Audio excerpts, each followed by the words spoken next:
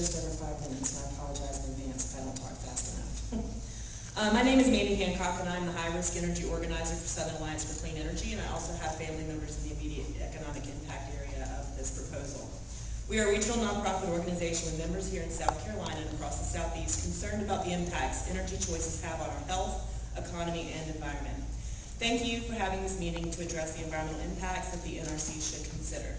We have serious concerns about SCE&G and Santee Cooper's push to build 2 costly new reactors at the existing DC Summer plant. The uncertainties associated with building new nuclear reactors continue to escalate, putting ratepayers, taxpayers, and the environment at increasing risk. As the NRC is aware, the Westinghouse AP1000 design that SCE&G is pursuing isn't even certified and has yet to be built or operate anywhere in the world. These risks are not adequately addressed in this draft EIS. Utilities in South Carolina have better ways to meet the region's increasing demand for energy while protecting our water resources and tackling global warming. Investing more resources in the region's wind, solar, and bioenergy industries and promoting energy efficiency measures instead of costly new nuclear power would benefit SCE&G and Santee Cooper and offer economic development opportunities for the region without draining our water resources or our pocketbooks. The NRC must evaluate these alternatives more thoroughly before allowing SCE&G to commit the billions of dollars, millions of gallons of water, and at least an entire decade to build these reactors when that time and money can be better spent on less risky, more sustainable solutions. Renewable energy technologies like bioenergy, solar, and wind are not likely terrorist targets, nor have the capacity in terms of accidents to kill thousands of people or permanently contaminate large land areas. Energy efficiency measures also pose no health or safety risk to the public, save consumers money, and preserve our water resources. South Carolina utilities have significant sources to tap in these areas as outlined in the recent extensive report, Energy Efficiency in the South by Georgia Tech and Duke University, and our Yes We Can, Southern Solutions for a National Renewable Standard. The draft EIS overlooks Santee Cooper's and SCE&G's excellent wind resources within its service. The Clemson University Restoration Institute shows that South Carolina is poised to lead the charge toward renewable offshore wind energy and its high offshore wind capacity and to reap large economic benefits from the manufacture of wind turbines. Wind, solar, clean bioenergy sources, and efficiency should be fully employed before building expensive and risky nuclear reactors. The utilities are overestimating capacity needs based on 2006 projections, and the NRC needs to fully evaluate whether the additional generating capacity is truly needed, considering the recent trend in decreased energy demand resulting from the current depressed economy. This fact is further complicated by the reality of the high cost of new nuclear reactors that have historically led to cost overruns and rate increases. This is happening currently in South Carolina and elsewhere. The price for new reactors such as Westinghouse's yet to be certified AP1000 design that SCE&G intends to build has skyrocketed. Utilities in Florida pursuing the same reactor design have recently stated costs of $8.6 to $11.25 billion per reactor, nearly quadrupling their estimates from just 3 years ago. The NRC needs to review updated demand forecasts and cost figures in South Carolina.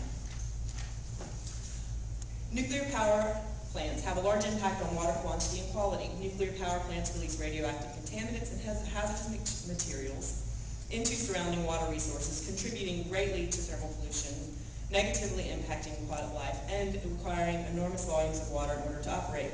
Nuclear power requires more water than other traditional forms of energy production and significantly more water than energy efficiency measures. Neither this reality nor the history of severe drought in this region is adequately considered in the draft EIS. The draft EIS states that Unit 1 uses 767 millions of gallons of water per day, and Table 3.6 in the draft show that the proposed 2 nuclear reactors will withdraw 53.5 million gallons of water per day from the Monticello Reservoir during normal use and consume or lose between 33 and 44 million gallons of water per day. These are massive quantities, so the combined water withdrawals from these 3 reactors would be over 820 million gallons of water per day, competing with the 93.4 million gallons used for public use in the economic impact area. The Broad River system from which the DC Summer site will rely is already stressed and is relied upon by a variety of industrial and municipal users. So the cumulative impacts. South Carolina is the most nuclear power reliant state in the Southeast and the 3rd most reliant in the country, with about 58% of its energy produced by nuclear power.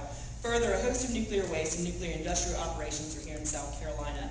The Savannah Riverside Nuclear Weapons Complex near Aiken is the most radioactive Department of Energy site in the nation. The Barnwell radioactive waste nuclear dump is also a radioactive hotspot. Nowhere in this impact statement does it discuss the cumulative impacts of having all of these nuclear facilities operating in North Carolina or the cumulative health impacts on Carolinians. The NRC must address these cumulative impacts to water sources and human health. It is to make a truly informed decision on adding 2 more reactors into this already radioactive mix. Fundamentally, we believe the draft EIS has not fully addressed the full environmental impact and public health impacts of the BC Summer proposal, or the possibility of pursuing a combination of alternative energy options. With billions of ratepayer and likely taxpayer dollars going towards this project, it is frustrating the full and comprehensive analysis of how this proposal will impact South Carolinians and their surrounding natural environments has not been the outcome of this draft EIS. Thank you.